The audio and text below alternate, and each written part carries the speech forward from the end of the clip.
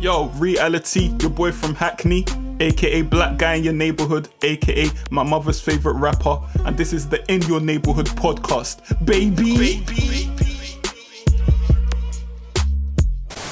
We're back again, In Your Neighbourhood Podcast. Your boy Reali-T, your boy from Hackney, aka Black Guy in Your Neighbourhood, aka my mother's favourite rapper. We're recording this ironically on Mother's Day, aren't we? Shout out to the mums, dads, cousins. AKA Big Farmer. I'm Big Farmer now. And I made another one for myself, Dark Kent. You know, because the glasses are red. When I put on the suit, I turn into average man. We got. So does that make Dark Kent like lower man or like not as good man? I don't know. I'm more super when I'm Dark Kent, but when I get the suit on and take the glasses off, I think it's like the opposite effect with Superman. Bars. Yeah. Okay. So I get it. Nice. Blind man. yeah, exactly. I can't see you properly. Yes, we've got another guest, another visitor to the neighborhood, a new visitor. I've been on this podcast previously. It's the 52nd most listened to comedy improv podcast in the whole of UK. Is that correct? For the week commencing March 3rd. That's right, yeah.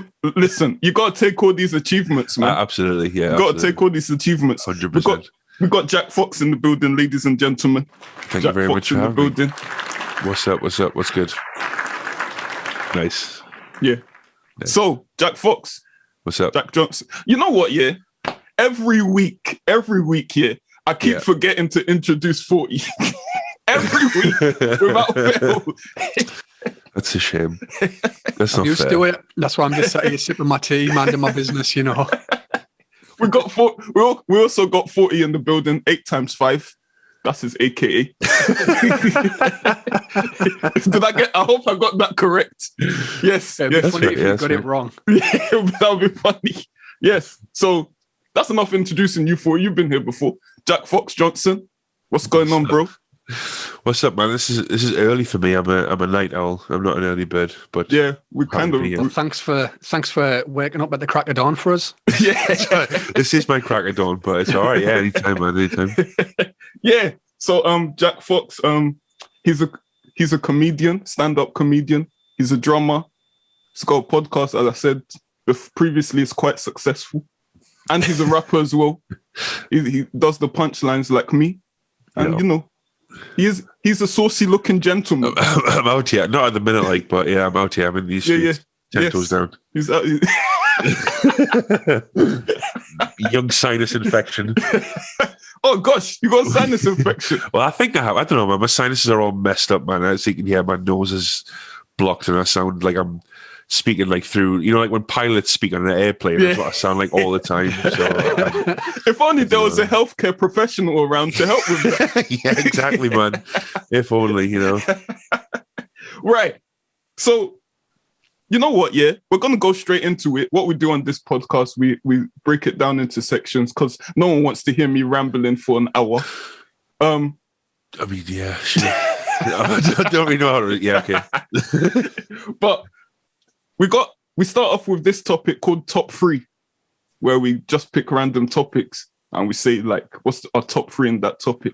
And seeing as we've got a stand-up comedian, a seasoned veteran of the stand-up game, we're choosing our top 3 stand-up comedians each.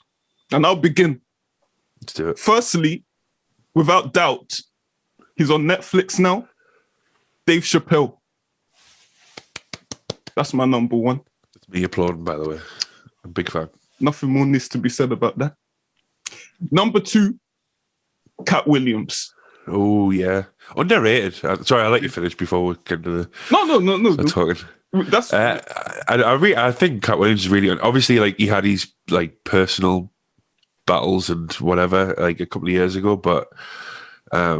those like first 2 specials, I can't remember what they're called now, but the one where he's in the green suit. Is it Pimpin' or something? Yes. Something. It must be something like Gangster Chronicles or something like that. Yeah, something like that. Pimp Chronicles, that's it. Pimp Chronicles, Oh yeah, I relate to them.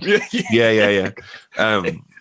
Pimp Chronicle, unbelievable, man. Hilarious. Absolutely hilarious. Yeah. The thing with Cat Williams, when he's on stage, though, I feel anxious. Why? Because he's sweating so much, and I feel like this guy might collapse at any second. Is he hydrated enough? That's Is he true, drinking enough water? That's a good point. Like, the sweat is a lot, man. It's like he's been doing... He's very animated. He's like a little cartoon character, isn't he? He's only like 4'3". That's so true. He's like jumping all over the stage and he's doing little... Do you know what it is, though? As good as those two specials were that he did, he's never going to be able to beat fighting with like a 15-year-old boy outside. Exactly. That's the thing that follows him around. He's trouble. I love it, mate. The fact he was getting beat up as well. It was amazing. Yeah. He's a funny guy. He's never going to live that down, is he? He's never going to live that down. I've seen a clip where he was like roasting some radio host as well. There was some woman that was like taking jabs at him. Yeah, because he had longer hair than her. And he was like, only one of our hairs moving when we talk. Wig and that. And, he's sharp, man. He's meant to be a genius. He's meant to be part of Mensa or something, you know? Yeah, I think... What, really? Actually a genius? Yeah, that's what they say. Very. Have you ever heard him speak? Like, he did one special where it was like clips of him on stage cut up with like an interview of him going to the venue, like in the limousine going to the venue. Mm-hmm. And the interview's kind of weird. It's like he's talking about stand-up and his career and stuff, but I'm not going to lie, man, he sounds like a murderer or something. Like, he sounds like really deep and intense. And it's like you're just telling some jokes on stage, and like it's not as if his material, you know, like someone like Stuart Lee or something who's quite like tells long form stories, and Cat Williams is like, it's pimping, like it's not that high class intellectual sort of stand up. Like the way he was talking about it made it seem like it's all an act and that. And I'm like, you're just telling some silly jokes on stage. It's not that deep, really, man. But he is very smart, like intelligent. Like the thing that is comparable with Dave Chappelle and Cat Williams is the perspectives they take. With like, you think, wait a minute, why didn't I think? You know, when you hear a good punchline. Yeah. Like in rap, you think, wait a minute, like that's been in my head all along, but I haven't had the time to put it together like he's put it together so beautifully. Yeah. So Cat Williams is number 2. Number 3, I was tossing and turning all night with this one to the point I only had 4 hours of sleep. As you can see, the bags under my eyes. Yeah. Kevin Hart. That should be your next album, that Bags and Durags. Yeah, Bags. It's bars out. Sorry, bro. Kevin Hart. You knocked me off course there. I need to write that down. No, so we got Kevin Hart. Now, okay, listen, guys, before you crucify me. Kevin Hart's first 2 stand-ups, were inspirational to me. I'm thinking, how can a guy so small come out with such great content? I mean, I don't know how that links, but you know, I know he talks about his family a lot, calling his daughter a B-word, stuff like that. Punching his son in the throat, or his daughter. He's punching one of them in the throat. He's always punching someone in the throat. But at that time, it was like original and stuff, but I think it's been rinsed out by him. He's rinsed his own content out. I find him a bit over the top. Yeah, that's a lot of people's problems with him. Like the faces. I was listening to a radio presenter randomly, and it was like, I can't F with Kevin Hart. It's just his expressions. They get on his nerves. It's if I could compare it to somebody this side, like, and I know they're completely different in the styles and whatnot, but it's like the reason I don't really like Michael McIntyre. Oh, okay. Because I just find it like too much. It's like almost like, right, laugh now. Yeah. So I'm not big on Kevin Hart, to be honest, but the early stuff, it was funny. It was good. Yeah. I mean, I don't mind him. He's not one of my favorites, but I don't mind him. But I know what you're saying for it. It's a bit like formulaic now, isn't it? It's like you know what to expect from him. But it's like you say, like the early stuff was still good, I guess. And he kind of groundbreaking in what he did, and all the movies he's gone out to do, and the production companies he set up and everything. So I respect it. Yeah. I mean, there's another guy that I think the times we're in wouldn't work, because especially what we're going to talk about in this podcast, Bill Burr. Oh, okay. I've been watching him recently, and I know he's joking. I know he's joking. I'm sure us on this podcast know he's joking. But the wider world, especially the sensitive people, are gonna be like, bro, you can't say that. Like, he's got a lot of stuff here that you just can't say. That's what they say, though. Comedy's like the last place where you can do stuff like that, isn't it? Yeah. I mean, there was another comedian. I can't remember. I'm just supposed to be top 3, but let me quickly say this. Honorable mentions. Yeah. There was another comedian. I forgot his name, but he talks about like someone made him hold their baby or something, and he dropped the baby. Something along those lines, and he always talks about death. Like Amy Schumer's ex-boyfriend, I can't remember his name. Oh, Anthony Jeselnik. Yeah, him. He's very dark. He's very dark. That's his shtick, though. Like, I really like Bill Burr. I really like Anthony Jeselnik. But if you like, I watch a lot of these podcasts, like the American, like Joe Rogan's podcast and Tom Segura and all these people, and them as personalities. Like I listen to Bill Burr's podcast. He's got a couple, but he's got one with Bert Kreischer. Mm-hmm. And if you listen to Bill Burr talk, he's actually like a really nice guy, and he's very fair, and he's very like open-minded and stuff. But his act is like yeah. People need to separate that, like in terms of the art and the person, apart from if you're he who must not be named. Anyway, I mean, I don't know who that is, but there's a lot of them at the minute. So he could be one of many. He said age wasn't anything but a number. Oh dear me, that's okay. He did I mean, it still could be a lot of people, but I get it. It could be many people. Right, Jack. Who's your top 3? Well, speaking of people that have been cancelled, my top 1 and will forever remain my top 1 is Louis C.K. Oh yeah. I know. Let's get this out in the open. I know he's a bad man, and what he did was bad, etc. We'll just park that for a minute, because his outlook on life and some of the things that he talks about in his stand-up and that literally like changed my way of thinking about things. Which I know is crazy because he's just a guy on stage telling jokes, but like philosophy on like death and kids and marriage and relationships and everything just like opened up a whole new part of my brain. Like what you say when you hear a punchline, you're like, oh, I never thought of that before. Yeah. Like some things Louis would say, it was part of my brain that went, oh yeah, like, yeah, of course. Yeah, it's always been there, but he's just unlocked. Yeah. So yeah, and then obviously all the stuff that happened. I'm glad I got to see him live once. I'm talking about like he died, but I saw him at Wembley Arena, so that was pretty cool. And then all the bad news came out about him. So yeah, I used to watch Louis C.K.'s TV show actually when I used to be resitting pharmacy. Yeah. It got me through a lot of times. Yeah, there's a lot of clips of stand up in there that I thought were really good, and again, like influenced me to start doing stand up as well. Yeah. So yeah, that's a good one. Yeah. Oh, you know what? Yeah. What? My top 3. We'll come back to it. Go on. Just finish yours. Just finish yours. Yeah. So I mean, these are not in any order, by the way, because this one's quite a big one. But I'm not sure if people do you know why I'm called Jack Fox? Have I ever explained it? Like, nah. Here's the time to say. All right, come on, let's go. So my granddad was a professional comedian for 60 years before he passed away in 2014, and his stage name was Alan Fox.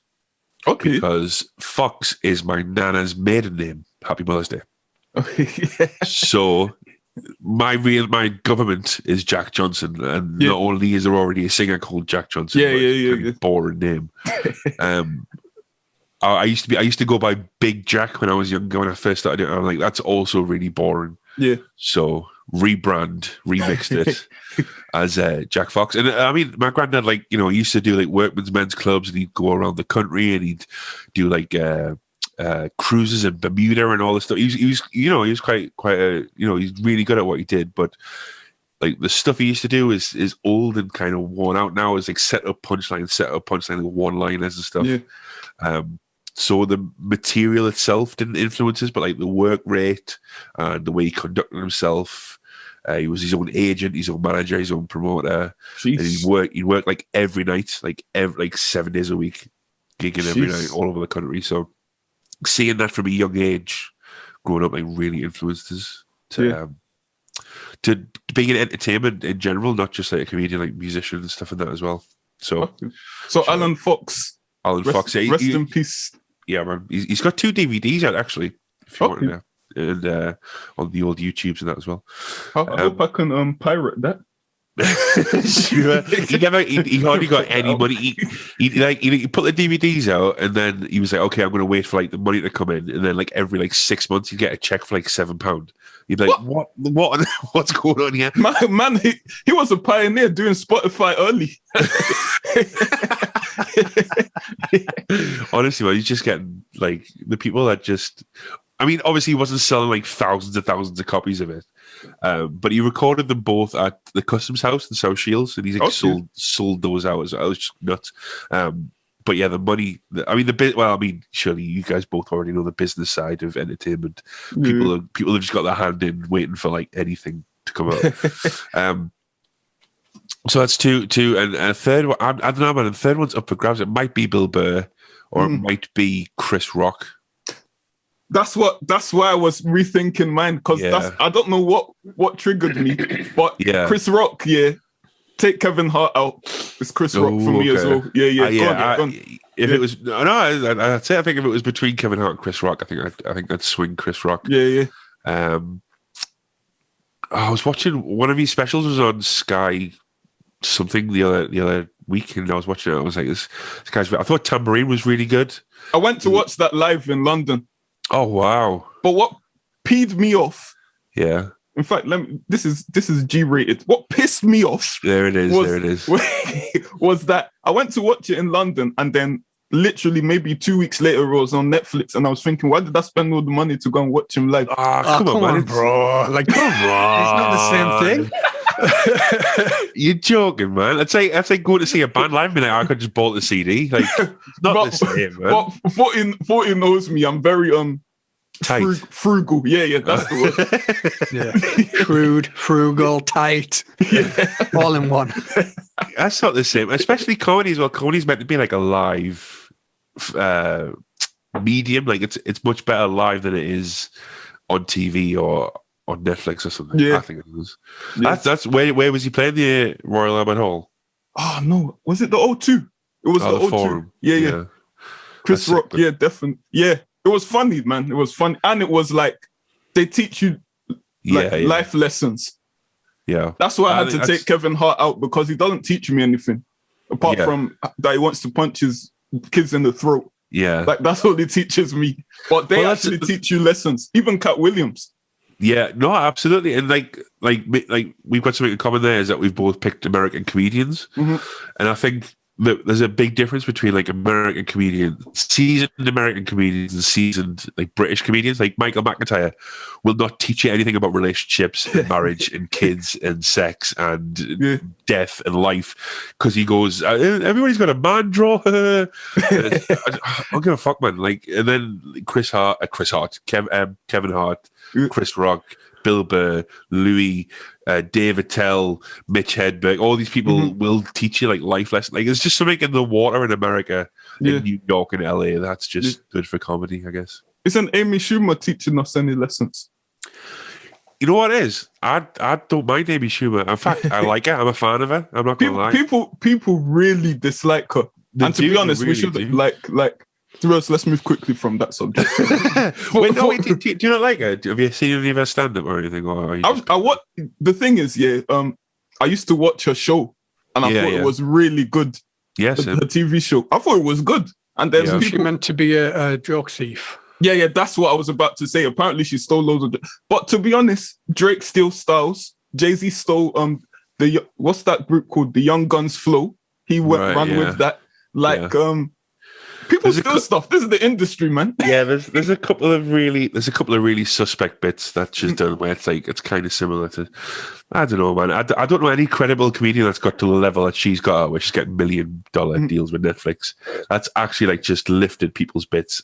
Yeah, I don't know. I think it's just people nitpicking. You know the way people do if they find a crumb, they'll search for like a whole. Exactly. And especially you have to commend her, especially with how women are treated in the industry, which we'll go on to quickly. Yeah, But like, she didn't get there by like luck. No, definitely. That's what I think anyway. I might be wrong, but anyway, 40, what's your top 3? Yeah, I think I had to look at actual stand-up because there's a lot of comedians, like Jack's saying there. I listen to a lot of podcasts as well, and I think they're fantastic in that format. Yeah. But then when I watch some of their stand-up, you know, I'm not as keen as when they can just kind of sit and ramble for an hour or so. And I think it's completely different skills. But in terms of stand-up, just going to start off with Eddie Murphy. Edward Murphy. Nice. Yeah, a lot of the stuff it definitely wouldn't fly now. Yeah. And probably I feel a little bit guilty for finding it funny. But just if I think back on a bit of nostalgia, back to when I'd watched like Raw and Delirious for the first time, it had me cracking up. And I was probably a teenager at the time. So some of the jokes that wouldn't fly now, you know, I probably found funnier than I do now, being a bit more immature. But yeah, Eddie Murphy's got to be there. Yeah. And then we've spoke about UK and we've spoke about US. I think my other two are from different places, both of them. So Russell Peters. Oh wow, okay. Yeah. I just think he's funny as fuck. And Trevor Noah. And I know he's kind of gone to different things now, but I love his view on things, and I think he's got a great way of making things funny, but still being able to show the political side of things in his stand-up or the social commentary or whatnot. So yeah, that's my top 3. That Trevor Noah one was an excellent one, man. Yeah. I think he's hilarious. Very smart. Yeah, I think it's a shame that I only could do a top 3 because he would I don't know, but those top 3 that I picked were quite quite solid, to be honest. I don't know. Yeah, I mean, like, who was it? Chappelle, Chris Rock, and Cat Williams. I mean, they goat status, really. Yeah. I think, but Trevor, man, I think Trevor Noah is just naturally funny. Yeah, he's just something about him that's not. But a lot of these comedians are. Let's be honest. Dave Chappelle, he could walk in this podcast now. Dave, we're inviting you. And then we'll just be cracking up because his mannerisms, he'll just say something funny. Nobody says bitch like Dave Chappelle. Rewatching the Chappelle show because it's on Netflix, and every time he says bitch, it's just, and he says it every 3 seconds, and it's just hilarious. It doesn't matter what the context is; it's just hilarious, man. I've started watching that Chappelle show. The first scene is just hilarious. Of the first episode, it's just hilarious. Where's what's the word? Advertising that car. Then it has the Caucasian woman dancing into club music. Oh yeah. I don't know why it's so funny. It's not supposed to be funny, but it is. The funny, well, because it was because it was out so long ago. Yeah, I think if you watch it now with 2021 eyes, you're like, this isn't that funny really. But if you think of the stuff that was happening then, that was the first wave of edgy sort of comedy, being mainstream. So it was, it was groundbreaking. This segment, well, enough. We talk about what's viral going on in the world. What's been catching your eye on the web, T? What's trending? So I've got 2 topics here. You can stop me when I get too emotional. We got the weekend boycott in the Grammys. I don't know if there's anything funny about that. Why is he? I mean, I've seen the headline. I've seen it trending on Twitter, but what's the? I think it was boycotted last year.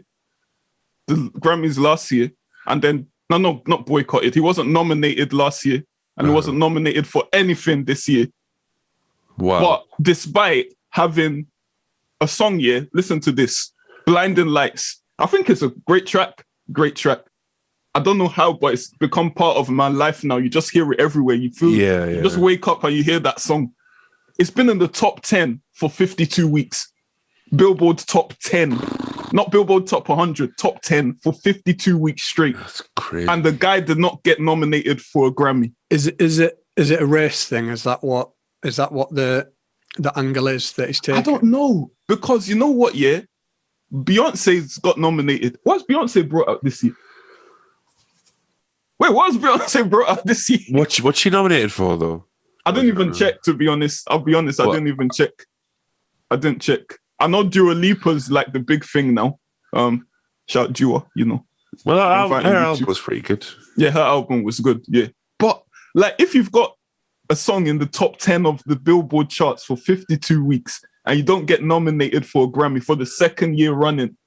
Yeah. Because some might look at the headline and think, oh, this just another arrogant, you know, celebrity, you know, not nominated for a Grammy. But I think he's warranted. What do you think? What do you guys think?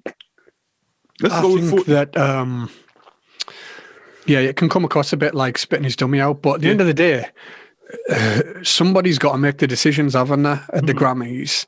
Like, it's got to be up to somebody's taste or a group of people's taste. I'm not kind of justifying, because I don't really know the reason behind it, to be honest. Yeah. I get the feeling there might be some kind of, you know, the Grammys has a history, doesn't it, of coming across a bit racist, I think. I mean, if we're going to put it in context, Taylor Swift has got the most nominations. I'm just putting it out there. Yeah, and I think, you know, when you look at Taylor Swift's music, it's very much pop music. Yeah. So they're just looking at it that it's successful. And if so, then The Weeknd should be in, because that sounds like the most successful single of the year. Yeah. Yeah. Yeah, I mean, I kind of want to joke on it a little bit. Sorry, Jack, I'll let you speak. No, go on. I kind of want to joke on it, but then I'm a little bit sort of tentative, because if it's like a racist thing, then, you know, we need to take it seriously. Yeah. But I don't know if that is the reason or not. Yeah, sorry, Jack. No, sorry, I was talking over it. I'm not the biggest Weeknd fan. I don't really like his songs that much. I mean, I appreciate that he's a huge artist and like loads of people love him. It's just not really for me, and I don't really like that Blinding Lights song. But that's crazy. It's been in the top 10 for 52 weeks. It has to be acknowledged as like record of the year at least. Like, to not even get nominated is crazy. Like, to not win it, to be nominated and not win it. Like, we'll all look at like when Macklemore won Rap Album of the Year, when it was up against like To Pimp a Butterfly and I don't know what other some other like great albums. And there's been shocking decisions like throughout Grammy history, but to not even be nominated is crazy. Yeah, we probably should have kept this convo for real talk. Serious. but like I've just read there, Beyonce hasn't been nominated for a major category since 2010. The Beyonce. What? And she brought out Beyonce. You remember that album where she was looking all good, and you know, like I would have risked it all. What do you mean you wouldn't now? For Beyonce, you know, I'm like nearly happily married, so I can't really. You know. Did they boycott the Grammys? Jay-Z and Beyonce. They must have. I think so. I think a lot of artists. Is that why she's not being nominated now? I'm not sure. I know I haven't been nominated because I've boycotted the Grammys as well. So I'm just putting that out there as well. Didn't Will Smith and Jazzy Jeff boycott the Grammys like the first time that they had a rap category or something? Didn't they win it? I'm sure they were the first ones to win it with Summertime or something. Oh, maybe I got it mixed up. Or maybe they won it and they didn't turn up. I can't really remember. I might get my headlines mixed up there, but yeah. So we know Taylor Swift is gonna sweep up. We're gonna let her finish. Do you think that like if your biggest problem in your life is that you have to boycott an award show because you're not being nominated, like, do you think you're just like, all right, man, don't just, there's bigger fish to fry, like, who cares? Just, I think, you know. Yeah, I think the Grammys are making them, they're destroying their own credibility, to be honest. If these artists, if Beyonce hasn't been nominated since 2010, I mean, this is Beyonce we're talking about. Love her or hate her, you know, she's a music legend. She's like the second to Michael Jackson, if we're going to put it out there. Yeah, I think so. So, so Grammys, we're boycotting, all three of us on this podcast. I'm just making that statement right now. If I get nominated, I'm going. But it's not looking likely, let's be honest. Can you imagine if they pulled this up with we get nominated? And they're like, wait a minute, you said that over there. That was a joke. I'm waiting by the phone, you know. I released my new single not so long ago, so I'm waiting by the phone. Oh, and then we have another thing that happened this week, trending in my eyes. Well, it was definitely trending. It's been a tough week for the Royals. And surprisingly, Piers Morgan too got his knickers in a twist. Walked off Good Morning Britain. Called someone that was suicidal a liar. The guy has really issues. not making these topics like easy to joke about. Yeah. I mean, it's the way he walked off like a tortoise. He just looked like a tortoise to me. I think he came back though, right? Like before he left the show. He came back. I think he had to have a toilet break. Maybe we'll hit. I've seen the clip of him walking off, and then I seen another clip where he was debating the guy, but the time was later. So I was like, he came back. Yeah. But, was that the weatherman? Was that the weatherman he was debating with? Yeah, it was. Yeah. That's weird. That's so random. Like, why is he It was just, again, it's like a race thing, wasn't it? Yeah. So, it's the hot topic at the minute, and I don't say that lightly or jokingly. You know, it's something that needs addressing. Yeah. I think it come down to there was elements of people feeling like Piers was maybe being a little bit racist. You know what? That wouldn't be the first time. The whole shebang.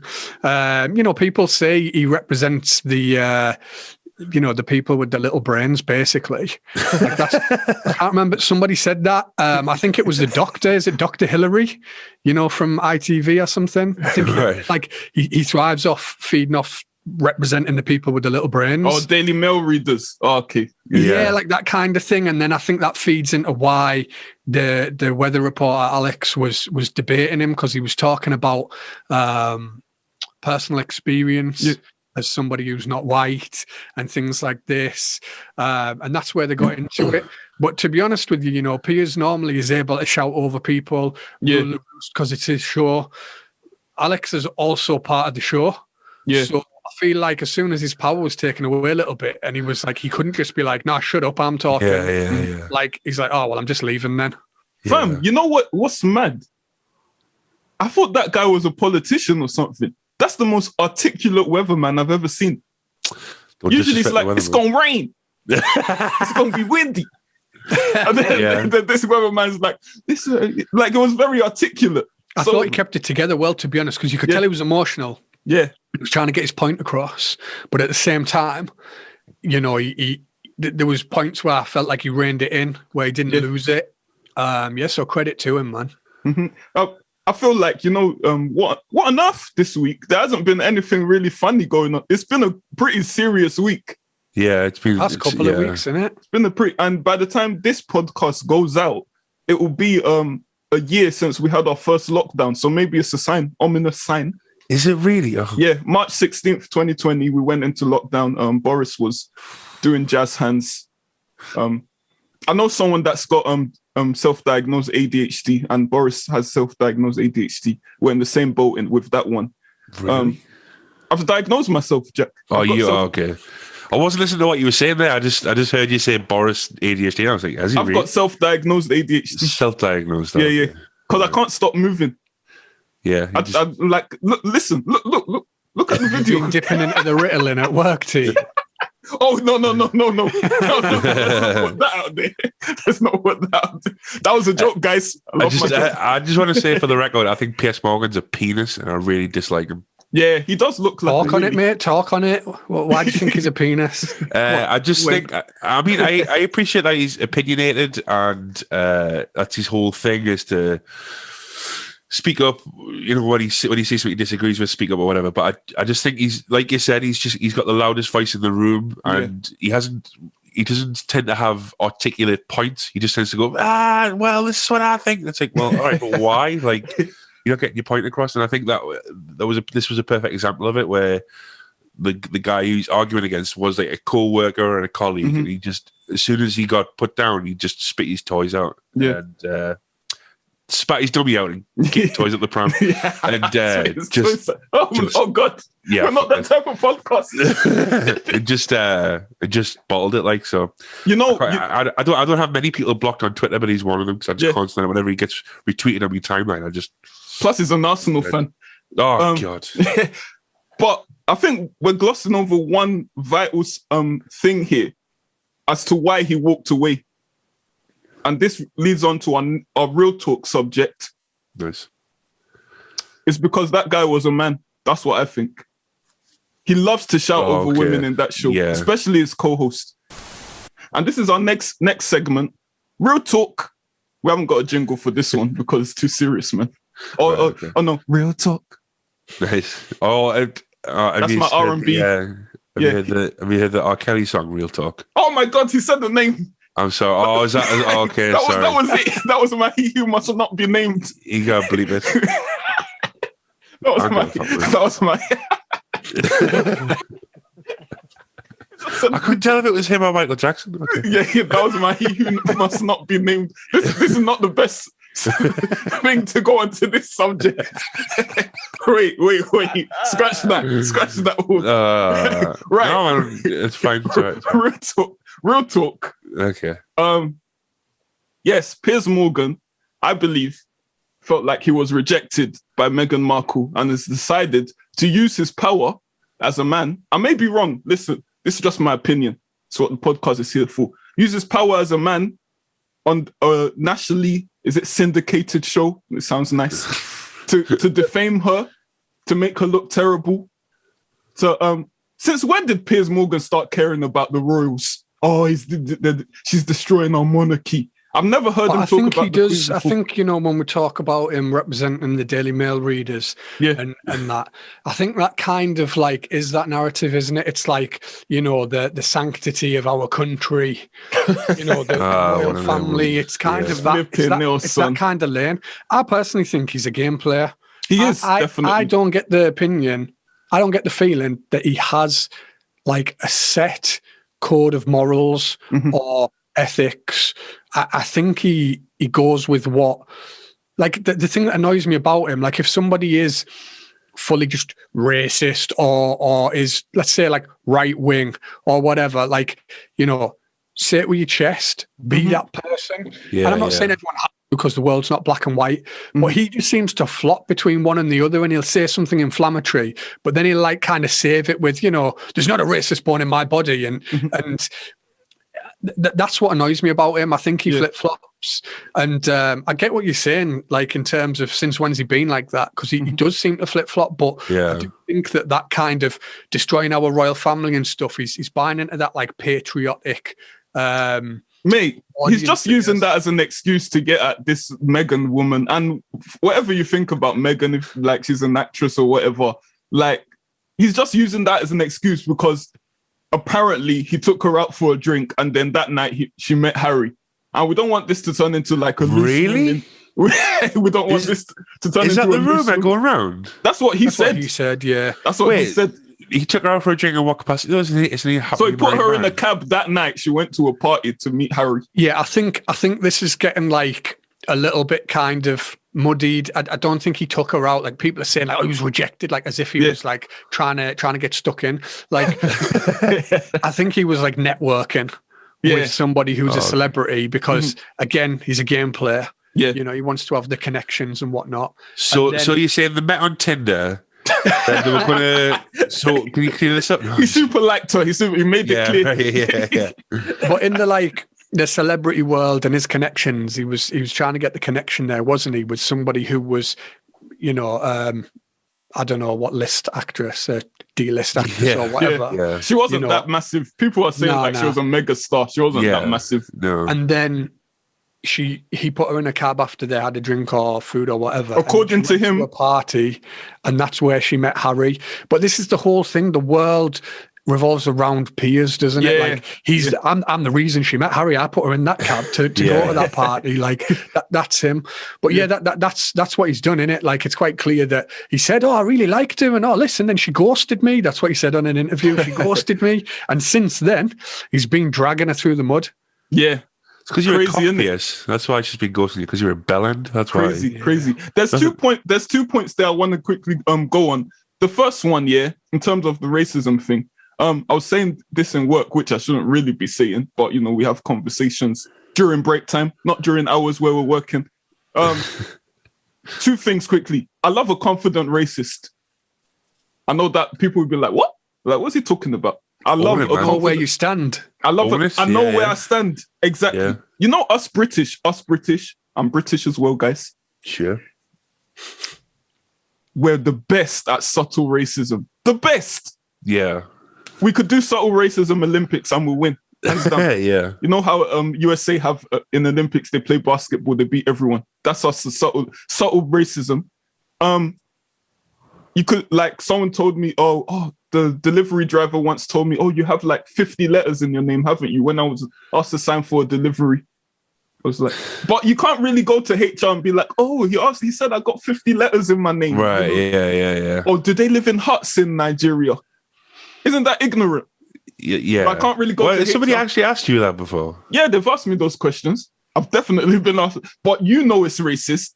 And I don't know if they know it's racist, but they probably, they know it's offensive, at least, at the very least.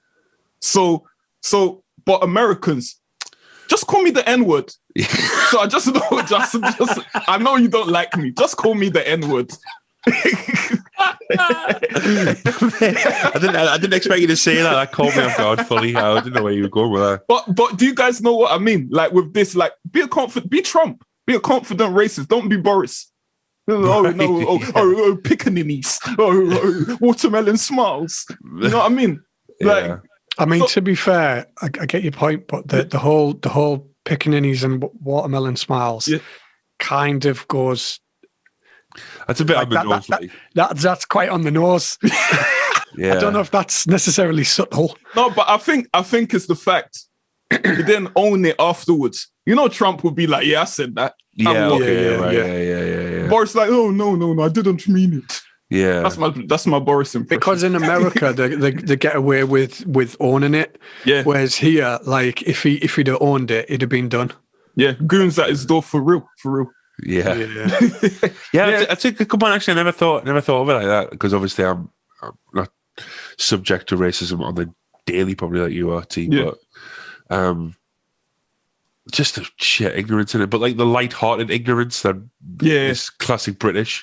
Yeah, must just be annoying. Like, even people don't know that coloured is quite offensive. Like calling someone coloured. But we won't even go into that. What I really wanted to talk about was in terms of oppression. And we're not going to take this lightheartedly. We're all men on this podcast, I believe. Yes, I'm still a man.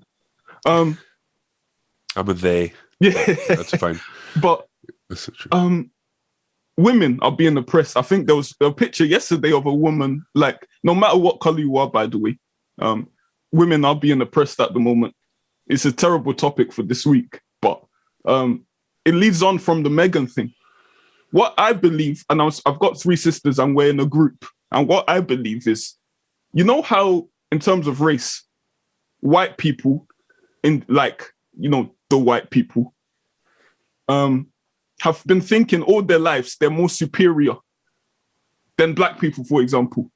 Uh-huh. So if black people try to rise up, put themselves in positions of power, at the end of the day, you're just an N-word to us.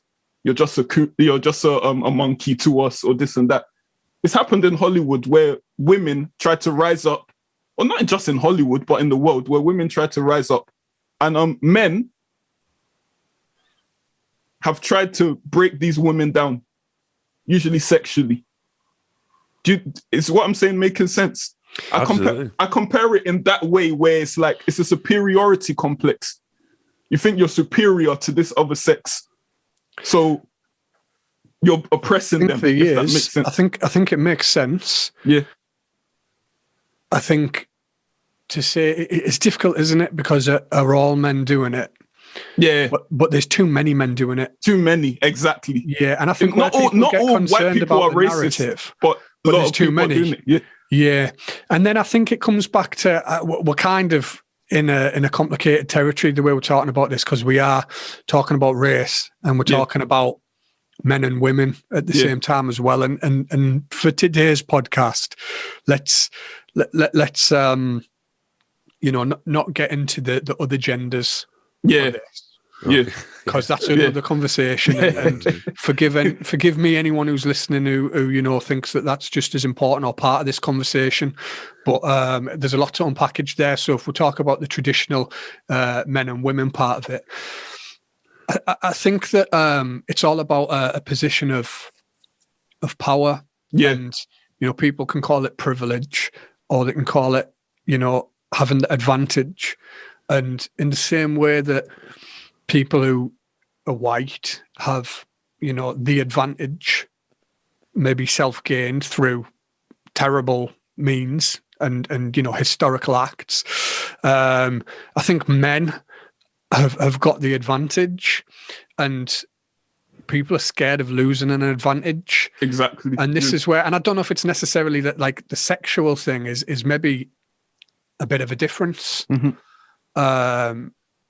But I think in terms of positions of power, it's not always breaking people down in a sexual way. Mm-hmm. Although there's issues there which we can talk about, but it's more the superiority thing that you're mentioning, and whether that's that women aren't as intelligent or they don't have the same capabilities to do certain things, and that's a narrative that's driven by men to make it seem as if women aren't fit for positions of power or can't do certain things.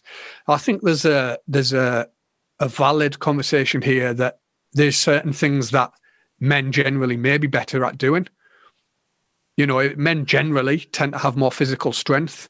Does that mean women can't do the same jobs men can? No. But it's not all women. Mm-hmm. But it's not all men. I'm an absolute weakling. Same. You know what I mean? Like, same. If I was going to be on a building site or something, I'd probably be crying at home with a broken back by the end of the day. Yeah. Do you know what I mean? So there's not everything is black and white, but there's certainly a valid conversation there, and there's going to be certain things that women are better at doing. I would imagine women are better at midwifery, because which men can relate to, and I know there is men midwives out there who are probably pretty good, but again, there's some. Not all kind of thing. Yeah. Women can relate to the pains that another woman has to go through, and understand the female body, to the point where being a midwife as a woman probably is an advantage. Yeah. Going to be more women. I'm just saying that because I'm just trying to make the point that things aren't black and white, but let's loop back around to the fact that, absolutely, men are in this position of power and they're scared of losing it. And that's why they make women come across inferior. Yeah. What I would like to talk about is the sexual side of things. Mm-hmm. Because that's what's motivated these two specific deaths this week that have been highlighted. As people familiar with the Sarah Everard story? Yeah. I mean, just as much as I've seen on the news and stuff. Yeah. And then there's Princess Blessing as well. Blessing Olusegun. I've seen someone call her Princess Blessing. Yeah. They're just trying to build her up. Yeah. Calling her a princess. Or was that a name? I just know her as Blessing, I think. Probably. Right. But anyway, It's terrible because men don't really have that fear of walking down the street. You know what I mean? Yeah. Do you know what? There must have been times where the three of us were walking down the street, and unbeknownst to us, there's a lady in front of us that's crossed over the road. Without us, we're just thinking, there's a woman crossing the road, but they might be thinking, fuck, there's a guy walking towards us. Yeah, I don't know what's exactly. But obviously, we're just three guys just walking down the street. We don't. Yeah. But if I'm honest, and this might be off experiences I've had, I think of men like, not necessarily that I'm going to be sexually abused or whatever, but I think of I could see a group of lads, and I think this just highlights men have got work to do.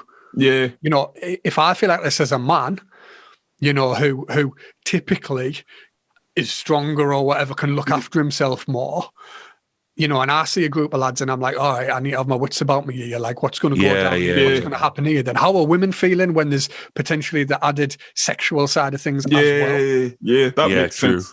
That makes sense.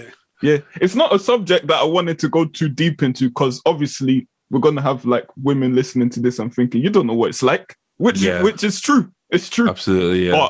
But I think we need to be able to speak about it, though, and that's part of the thing. because without any conversation, and we don't know what it's like, and look, I'm not equating me being worried about getting into a fight with a guy as like saying that I know what women go through.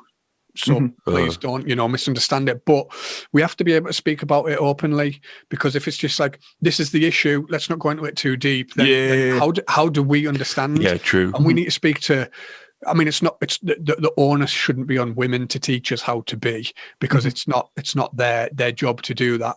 But we need to have an understanding of what are we doing wrong. Yeah, exactly. So we can speak between ourselves, and we have to tell each other, now when you do that, you shouldn't do that. That's probably going to make that person feel a bit uncomfortable. Okay. With that being said, we're going to our next topic. Shout out to all the ladies out there. We're going to our next topic, our final topic. It's called Track of the Week, where we choose our track of the week. Nice. Nicely explained there. My track of the week, because I'm still listening to albums from 2017. I've got a laptop full of albums still from 2017, so I'm just working my way up to be more recent. This one's called Juice by Ty Dolla $ign. Oh. It's not talking about like your 5 a day, by the way. I mean, if it might be your 5 a day, if you think about it, it might be in your 5 a day. So it's Juice by Ty Dolla $ign. What's your track of the week, Jack Fox? I'm going to go for a local lad who's just recently released a track, and that would be Praying Mantis by Iconic. Yeah. Okay. Shout out Iconic. Shout out Iconic, man. Shout out Iconic.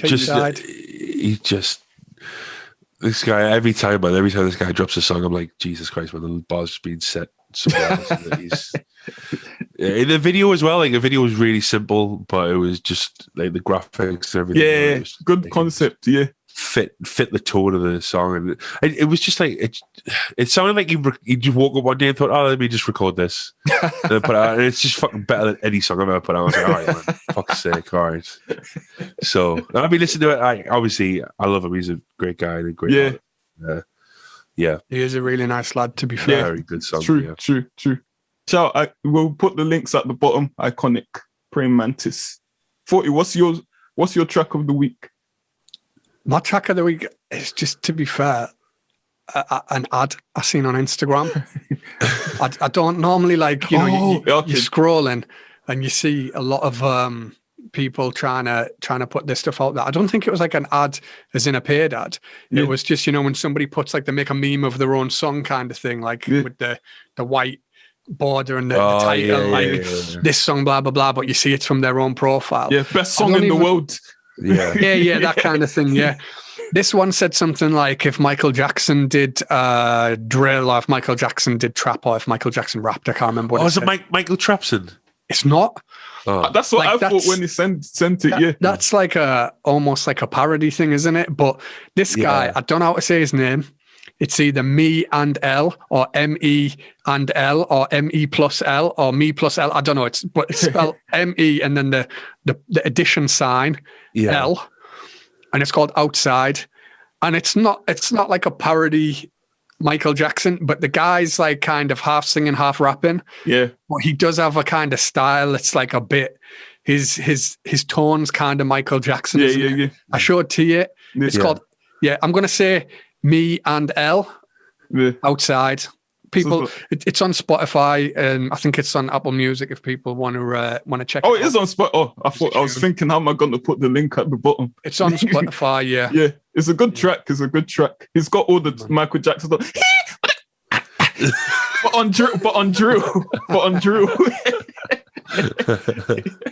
He's got all the tones. Yeah. So, In Your Neighbourhood Podcast, episode 5.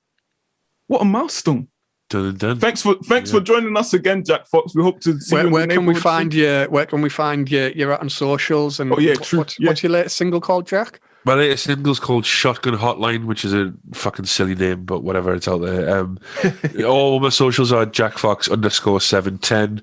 I have my own podcast, Tired and Inspired, which was recently number 52 in the comedy podcast. Yep. Thanks for having me on, guys. Much appreciated. Oh, no problem. Yes, we hope to have you back in the neighbourhood soon.